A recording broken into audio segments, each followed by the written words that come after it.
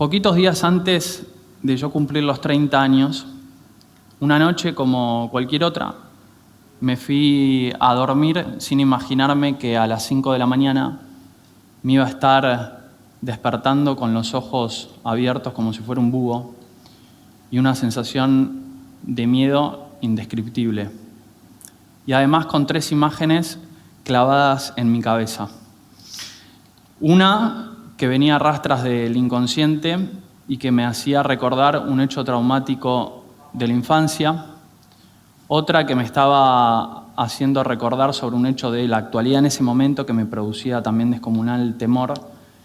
Y otro sobre la incertidumbre del futuro, aunque en realidad estaba teniendo un futuro bastante promisorio. Las 3 imágenes en concreto que se me habían clavado en la mente me hacían no solamente dar cuenta de lo frágil que en definitiva estaba siendo, sino que me producían mucha angustia y mucho miedo. Tan así es que con el paso de los días, esa sensación de angustia se terminó convirtiendo para mí como en una especie de chicle pegado al pelo, no podía sacármela de encima. Así es que pasaron los días y tuve que viajar en ese momento a Miami a dar una conferencia. Y después del viaje, que no fue para nada agradable por la ansiedad que tenía, me acuerdo que llegué al hotel y de pronto me encontré solo en una habitación de lujo, con el chofer esperándome en el lobby, la custodia fuera de la habitación, y quebré en llanto con una sensación de angustia que ustedes no se pueden ni imaginar. Había estado durante los últimos años de mi vida escapándome del sentimiento de angustia, así que cuando vino lo hizo lógicamente potenciado por la cantidad de veces que pasó sin que yo le prestara la suficiente atención. Se hicieron las 12 de la noche y no me quedó otra que agarrar fuerte el rosario que tiempo atrás me había regalado uno de mis mejores amigos y me puse a rezar y a pedirle a Dios con más convicción que fortaleza.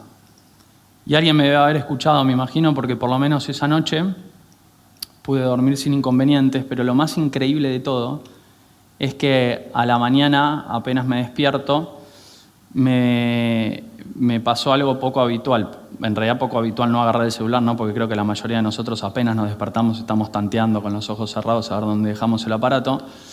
Pero en vez de tener muchos mensajes de los grupos de amigos y demás, tenía uno solo esperando ser leído, y me llamó mucho la atención porque quien me había escrito era una alcaldesa de Chile, amiga con quien hacía un tiempo que no hablaba, y se llama Carolina Plaza y es una mujer absolutamente espiritual y sensible. Ese mensaje todavía lo tengo grabado, se los voy a leer porque me impactó, y eso que esto pasó ya hace 2 años.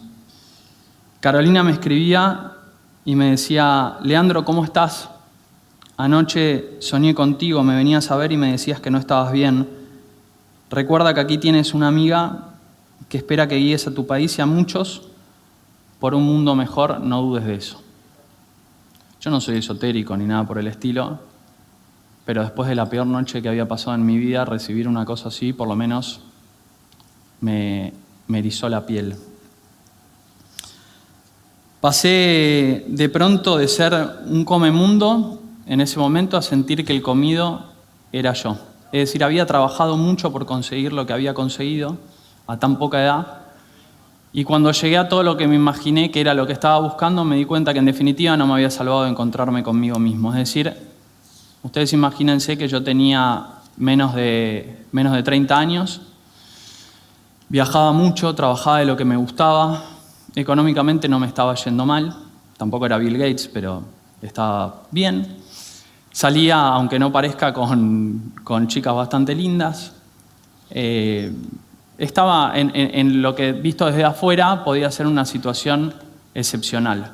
Pero aún así, había algo que a mí no me estaba haciéndome sentir feliz. Ese último año había estado para mí marcado por una cantidad enorme de desafíos y de cargas que yo suponía que podía llevar a cuestas y que en realidad al final no lo estaba pudiendo lograr hacer. Pérdidas familiares, rupturas amorosas, conquistas, nuevas rupturas, desafíos laborales inmensos.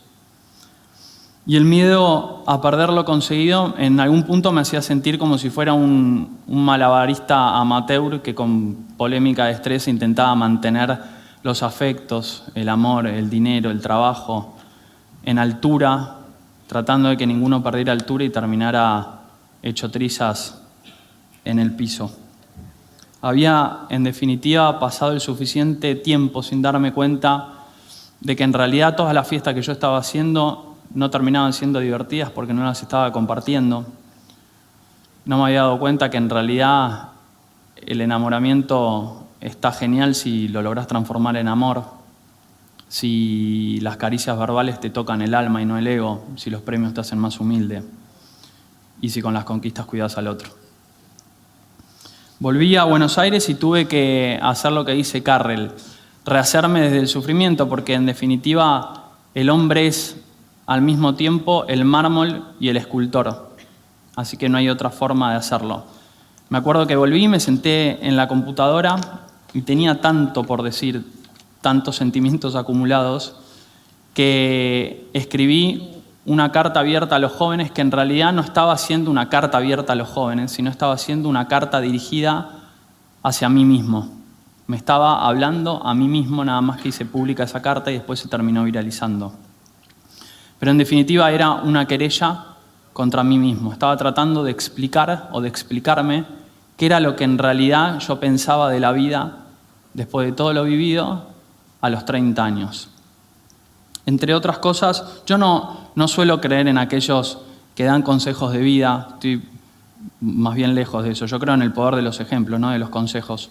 De hecho, a veces siento que coexistimos como en un tiempo histórico en donde los que más saben estudian y los que no enseñan, y no me refiero precisamente dentro de universidades, pero por eso yo hago hincapié en esto, en que con esta carta abierta yo no trataba de darle consejos a nadie, sino que estaba mostrando el camino simplemente que yo había transitado. Esa carta después se terminó convirtiendo en el prólogo de mi último libro, Lo que me dejan los 30, y entre otras cosas, en esa carta compartía algunas reflexiones como la siguiente. Justo cuando a mí me estaba pasando esta situación, me llamaron de Colombia para una entrevista de radio y los oyentes eran casi todos jóvenes y estaban preocupados por lo mismo, el éxito. Es decir, la persona que estaba haciendo el periodista que estaba haciendo la entrevista abrió al público para que pudiera hacer preguntas y era una pregunta absolutamente repetitiva. ¿Qué era para mí el éxito? Eso tan personal, tan intransferible, tan indefinible. Cansado un poco de que me hicieran esta pregunta, justo a mí encima, como si tuviera la razón absoluta, les dije, chicos, la empresa más importante por la que ustedes pueden trabajar es su familia, los afectos, los lazos. Una casa más grande, un auto más importante, un reloj más caro, el puesto de gerente que tienen ahora o el que están buscando, sí es verdad, son importantes, pero en definitiva no los van a hacer más felices a largo plazo, sino en todo caso más distraídos. Recuerden siempre, pero siempre, que al final del camino lo que va a importar es el amor entre los suyos. El resto solo es show para mantenerse ocupado. Cuando una de mis abuelas de 99 años estaba internada en el hospital a punto de fallecer, al lado de su cama no estaban ni los trajes que Gino Bogani le hacía medida, ni los embajadores con quienes había compartido cenas de lujo. Estaba su familia, pero más precisamente mi mamá, al lado de la cama, como estaca, velando por su integridad. Cuando fuimos al cementerio a despedir justamente a esta abuela que les digo, a mí hay un hecho que me quedó súper marcado. La gente cuando entraba al panteón a donde se hizo la ceremonia, sí o sí había emplazado en el acceso a este panteón una placa con un poema al que casi nadie le prestaba atención, pero casi nadie. Y a mí me quedó grabado. El poema decía: tú, que preso del placer cierras del alma los ojos, Contempla en estos despojos lo que eras, lo que has de ser. Ven aquí a apreciar del hombre la duración que en esta triste mansión de desengaño y consejo, cada tumba es espejo y cada epitafio lección. Desde mi perspectiva existen dos tipos de ambiciones, esto que nosotros perseguimos tanto. Una te lleva a trabajar para creerte más importante que los demás y la otra para ser más útil. Si trabajás solo para demostrar lo mucho que podés acumular, al final de cuentas te vas a quedar viviendo en la especulación, pero si por el contrario lo que haces es trabajar por el legado, lo que vas a dejar es una vida mejor para otros y eso indiscutiblemente te convierte en parte de la historia. Tengo un amigo, en los últimos tiempos, bueno, ustedes estarán al tanto, muchos de ustedes seguramente también repiten esto que les voy a decir. Está muy de moda la frase soltar y confiar. Soltar no sé a dónde y confiar no sé en quién, pero si bien es cierto que es válido soltar a veces para no vivir preso de la obstinación, igual de cierto es que las cosas que más valen, por lo general, son las que más cuestan. Ganar la lotería es para pocos, porque si por cada tropezón que atravesás vas a soltar esperando que algo mejor suceda, y lo más probable es que te pase la vida soltando. El trabajo perfecto no existe, la familia perfecta no existe, se consigue con sacrificio. Este amigo que les decía, Alec Oxenford, creador de derremate.com en la antigüedad, o LX ahora, o Let Go, se pasó muchísimo tiempo de su vida tratando de convencer a la misma persona para que aportara con capital a uno de sus proyectos. 14 veces, le dijeron que no. A la vez 15 consiguió el dinero que necesitaba. Sin ir más lejos, o sí yéndome más lejos, pero en la misma dirección, cuando yo tenía 19 años viajé a Córdoba a presentar un libro. En ese avión conocí a una azafata que para mí era la réplica de Angelina Jolie, pero en versión latinoamericana. Era una belleza. El único problema, o los dos problemas en realidad que tenía yo en ese momento, era que primero que yo era muy tímido, y después que casi todos los hombres que se bajaban del avión al hacerlo, o le pedían el teléfono o le decían algún piropo. Entonces yo dije, claramente la estrategia mía no puede ser esta porque así no voy a ganar nunca. Así que podría haber elegido soltar y esperar a que el universo me diera lo que yo pretendía, o terminar haciendo lo que hice. Volví a Buenos Aires, fui a una tienda de regalos, compré una caja gigante, cuando digo gigante, le puse adentro un peluche, un teléfono celular y una carta. Sí, tenía 19 años, ¿no? Ya no hago más eso. Y me fui hasta la oficina de personal de LAN en Aeroparque. Cuando llegué, era toda una oficina de mujeres, la jefa de personal, bueno, se reían todas bastante, no sé si porque me veían medio que estaba colorado por la vergüenza o qué, pero no me quiso dar los datos de la azafata por cuestiones de seguridad, pero sí me aseguró que le iba a llevar la caja y que se la iba a entregar, se la iba a hacer llegar.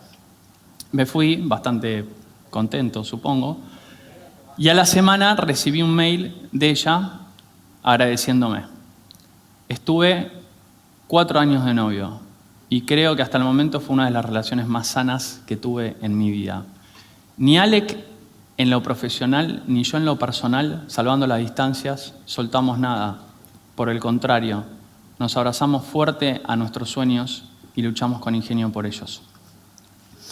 Alec también me dijo y me dio el mejor consejo que pude haber recibido a los 23 años. Estábamos tomando un café, yo preocupado por la situación del país y de cómo yo iba a crecer. Bueno, tenía dudas existenciales como cualquiera de esa edad. Me cortó en seco y me dijo, pibe, viajá. Viajar me hizo entender, entre otras cosas, nuestra visión doméstica de la realidad. Porque caminar por el mundo te hace a vos más solidario y menos solitario.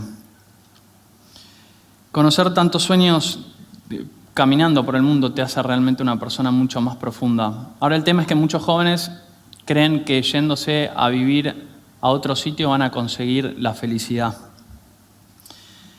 Y el problema de esto es que justamente los inconvenientes que tengas con vos los vas a llevar en la mochila, vayas donde vayas. Sencillamente porque podemos distraernos de nosotros mismos, pero no escaparnos. En algún momento o te encontrás o te chocas contra vos. Así que el mejor viaje que siempre uno puede hacer, tenga la edad que tenga, es hacia nuestro interior. Probablemente, como les decía, atravesé varias relaciones, algunas más conflictivas que otras, así que les digo, para el caso de aquellos que estén en eso, porque veo bastantes que son de mi edad, probablemente alguno esté por elegir al compañero de su vida, y si es así, y en contra de casi todos los consejeros sentimentales, les diría que la experiencia me hace creer que el amor indicado no es el que te hace sentir primavera en invierno, sino paz en todas las estaciones. Y si por el contrario ya están por ser padres o madres, les pido encarecidamente, cuiden sus palabras al criar un hijo. Un niño no tiene la capacidad para comprender las restricciones del contexto y por eso a veces se culpa y asimila como exactos y asertivos los prejuzgamientos que otros van a hacer sobre sí. La pureza a un niño no le permite deducir las limitaciones de los otros. Dicen que, me suelen decir amigos psicólogos, que ante la adversidad el inconsciente suele recurrir a recuerdos de la infancia como herramientas para ayudar a sobreponernos. Son algo así como salvavidas que nos ponemos cuando caemos en el mar de una realidad turbulenta, como si fueran pilares en donde se apoya y sostiene nuestra personalidad. Y no imagino realmente a alguien que durante su desarrollo fue sometido a latigazos verbales sacando del cajón algodones en vez de alambres de púa. En lo personal, y esto lo remarqué mucho en la carta y en el libro, me vengo equivocando lo suficiente desde muy chico que hago cosas, como para darme cuenta que si bien es atractivo enseñar, es mucho más significativo aprender que enseñar. Porque hablar antes que oír te convierte en una especie de charlatán engreído. Y caer en el error te hace humilde porque posiblemente tengas que pedir perdón y trabajar por subsanar lo hecho. El error entonces te hace humilde, humano, y por eso te acerca a los otros y te conecta con la capacidad de perdonar y ser perdonado. El error te enseña siempre a ser empático y eso genera indefectiblemente un mundo más tolerante.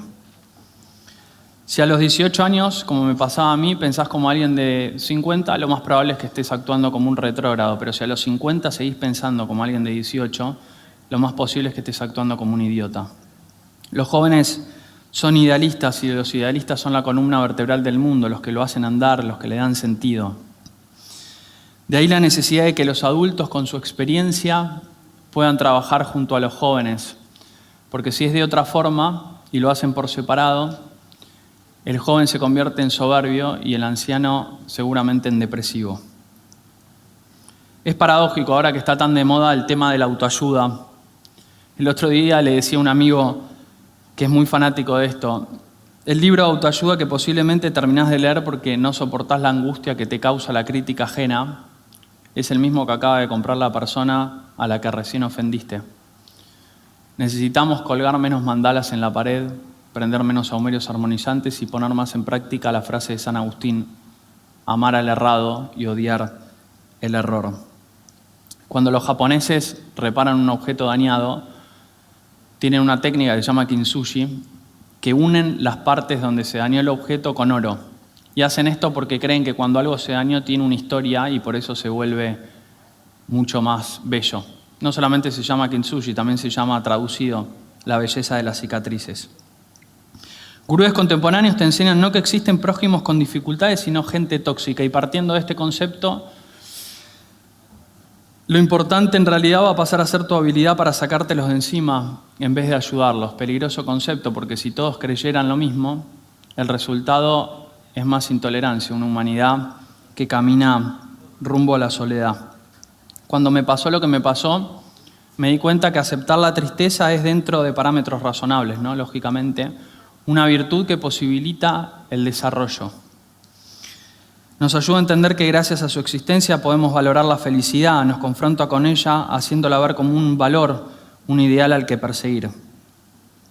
La tristeza te convierte en insatisfecho y por consiguiente te empuja a moverte para ser mejor. Los hasta ahora pocos malos momentos que yo tuve en la vida pude atravesarlos gracias a la fe. La pregunta que siempre me salvó ante la desesperanza es sobre el sentido de la existencia. Hacerte esta pregunta puede ayudarte a entender que los problemas a veces no son el final del camino, sino parte del recorrido. Cuando me preguntan por qué no soy ateo, respondo simplemente porque no me conviene, porque creer que sos una canica arrojada en el mundo por capricho del universo, además de ser una idea un poco desmesurada, debe transformar a la vida, creo yo, en un naufragio dramático. El año pasado recorrí más de 20 ciudades mexicanas presentando un ensayo llamado El derecho a no ser pobres.